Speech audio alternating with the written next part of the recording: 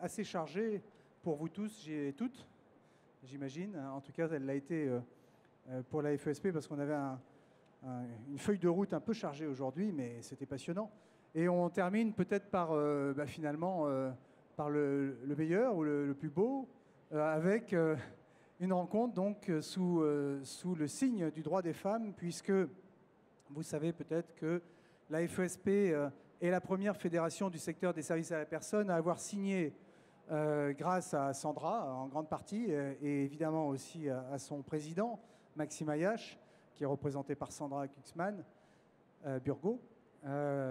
Donc a signé il y a à peine quelques semaines. Certaines d'entre vous, je dis certaines parce que c'était particulièrement les femmes qui étaient présentes et actives sur cette opération, une convention avec la secrétaire d'État en charge du droit des femmes pour travailler, pour que la fédération travaille avec ses entreprises, avec ses chefs d'entreprise, ses chefs d'entreprise, mais aussi ses chefs d'entreprise, donc féminin, masculin, à une plus grande mixité dans les métiers des services à la personne.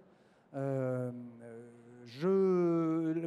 secrétaire d'État aurait souhaité être là ce soir, mais vous le savez que c'est une journée particulière pour le droit des femmes, puisqu'il y a une activité aujourd'hui, particulièrement avec la lutte contre les violences conjugales. Donc la secrétaire d'État n'a malheureusement pas pu venir aujourd'hui, puisqu'elle était appelée sur d'autres fronts, mais elle a tenu à vous donner un message, et donc nous allons le diffuser. C'est un message donc pour l'ensemble évidemment des acteurs des services à la personne, et aujourd'hui, ce soir, plus particulièrement pour la FESP.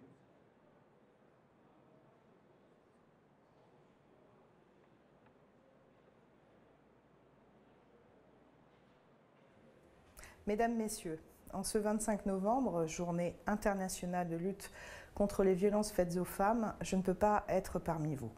Je suis en effet mobilisée par ce travail important que nous mettons en œuvre pour qu'aucune violence ne reste sans réponse. Ce travail prend un sens particulier alors que les valeurs d'égalité entre les femmes et les hommes font partie des valeurs qui ont été attaquées par les terroristes qui s'en sont pris à la France. C'est pour ces valeurs que nous agissons ensemble, et c'est pour cela que j'ai souhaité pouvoir m'adresser à vous avec cette vidéo. Aujourd'hui, seuls 17% des métiers peuvent être considérés comme mixtes, c'est-à-dire qu'ils comprennent entre 40 et 60% de personnes de chaque sexe. Nous en faisons l'expérience quotidiennement. Les chauffeurs de bus sont des hommes, en majorité, les gardes d'enfants des femmes, les personnes qui bricolent sont des hommes, celles qui s'occupent des personnes âgées des femmes. Cette ségrégation professionnelle n'est pas neutre. Elle a des conséquences sur nos libertés, sur l'égalité, mais aussi sur notre efficacité économique. Pour les individus, c'est un enjeu de liberté. Choisir son métier doit se faire en fonction de ses affinités et pas d'une pression sociale. Pour les femmes et les hommes, c'est un enjeu d'égalité, car aujourd'hui, les métiers dits féminins sont moins bien payés que les métiers dits masculins. Ce phénomène fait partie des raisons qui produisent l'écart de salaire intolérable d'un quart entre hommes et femmes dans notre pays. Enfin, pour les entreprises et l'économie, c'est un enjeu d'efficacité. Il a été démontré que les entreprises mixtes sont les plus performantes. Au niveau des secteurs professionnels, un certain nombre de branches peu mixtes manquent de personnel. C'est le cas des services à la personne. C'est pourquoi le gouvernement agit pour faire progresser la mixité des métiers. Nous avons fixé un objectif d'un tiers de métiers mixtes à horizon 2025. C'est le sens des plans sectoriels pour la mixité des métiers que nous avons lancés avec les acteurs professionnels dans différents secteurs: transport, petite enfance, autonomie, artisans du bâtiment. Le plan que nous avons signé avec la Fédération du service aux particuliers part des caractéristiques des services à la personne: une féminisation massive, un recours important au temps partiel et des exigences en matière de parcours professionnel et de formation. Sur cette base, mon ministère, le ministère de l'économie et la Fédération ont constitué ensemble un programme d'action précise pour favoriser un plus grand accès des hommes au secteur, mais aussi une plus grande mixité au sein des différents métiers qui composent ce secteur. Dans ce plan, je voulais mettre en avant 3 points qui me semblent particulièrement intéressants. Premièrement, Il est issu d'une motivation forte de la Fédération du service aux particuliers elle-même, ce qui est d'excellent augure pour la mise en place des actions. Deuxièmement, il propose d'améliorer les conditions d'exercice de ces métiers par la formation, l'amélioration des conditions de travail, les parcours professionnels, la rénovation des classifications. Il s'agit bien sûr d'un enjeu de mixité, car la revalorisation des métiers contribue à leur attractivité et à l'amélioration des conditions de travail. Troisièmement, il adopte une approche très globale sur l'évolution de l'image de ces métiers. Désormais, les supports de communication, les discours tenus aux jeunes, aux demandeurs d'emploi et aux bénéficiaires des services montreront que des hommes comme des femmes peuvent exercer ces emplois. Ce plan est ambitieux et réaliste et propose des actions concrètes pour améliorer la mixité et les conditions d'emploi. Je sais d'ailleurs que depuis sa signature, ce plan a été présenté aux autres fédérations des services à la personne et qu'elles se sont montrées intéressées pour développer des actions similaires dans leur propre réseau. Je veux aujourd'hui vous assurer de l'engagement du gouvernement à travers les réseaux des droits des femmes et du ministère de l'économie pour faire vivre ces actions. C'est notre engagement au service des valeurs d'égalité qui sont une exigence et une force pour notre République. Voilà, merci. On peut dire merci à Madame la secrétaire d'État qui effectivement a résumé dans son message la volonté du syndicat, du SESP et de la FESP d'aller en ce sens. Mais je donne la parole tout de suite à Sandra Kingsman-Burgo, donc présidente du SESP et vice-présidente de la FESP, pour nous expliquer cet engagement. Donc, Madame la ministre l'a bien expliqué, elle a détaillé le plan très précisément. L'intérêt de ce plan sectoriel et l'originalité de ce plan sectoriel, c'est qu'il est sur plusieurs tranches de population. C'est-à-dire qu'il est à la fois sur les populations de basse qualification, il est à la fois sur les populations, on va parler de cadres dirigeants et de chefs d'entreprise, et il est à la fois sur un problème de mixité, comment intégrer les femmes sur certains métiers, mais aussi sur un problème de mixité inversée, comment intégrer les hommes. Donc c'est un plan qui est extrêmement ambitieux parce qu'il est pluriel. Nous avons, au niveau des chefs d'entreprise dans le secteur des services à la personne, c'est le plus simple à regarder, à peu près 40% de chefs de femmes. Donc nous sommes quasiment sur une base de parité dans les secteurs des services à la personne. En revanche, si vous regardez bien autour de vous, dans le top 10, vous n'avez pas de femmes. Il n'y a que des hommes.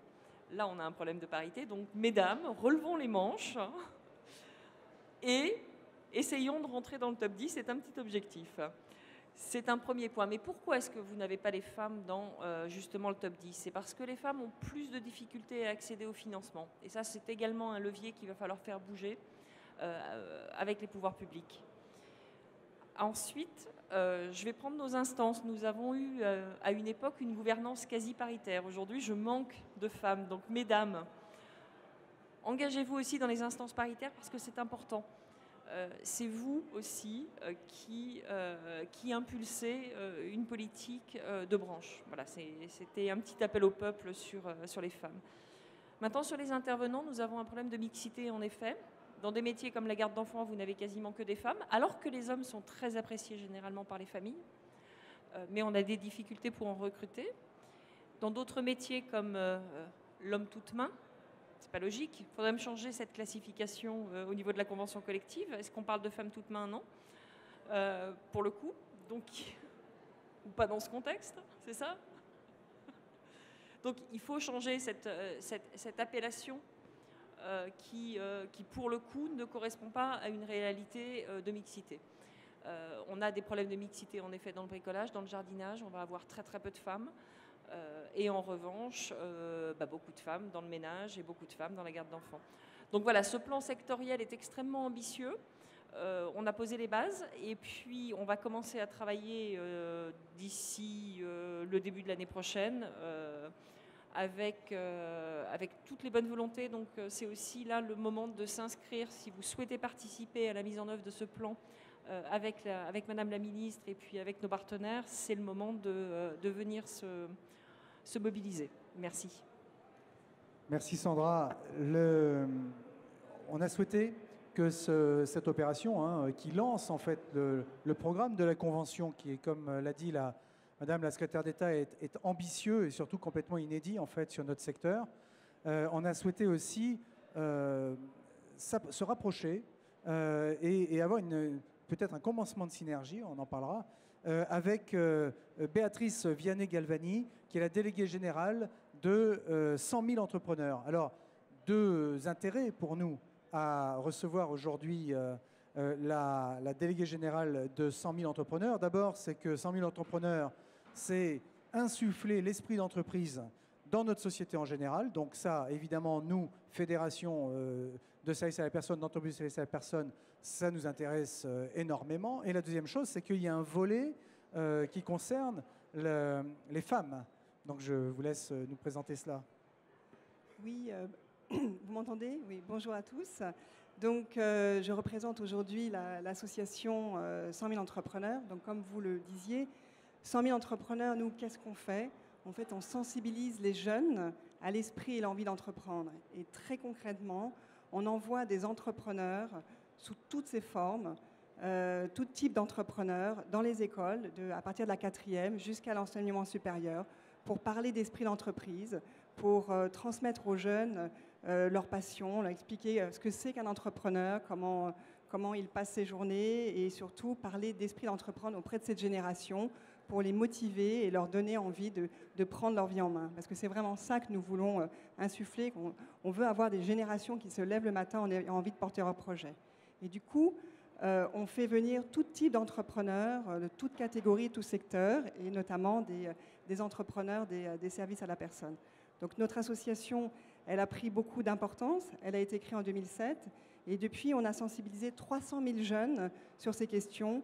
Et sur la seule année scolaire dernière, plus de 60 000 jeunes. Donc c'est une association qui prend de l'ampleur. On intervient sur toute la France. Et on travaille avec plus de 200 réseaux d'entrepreneurs.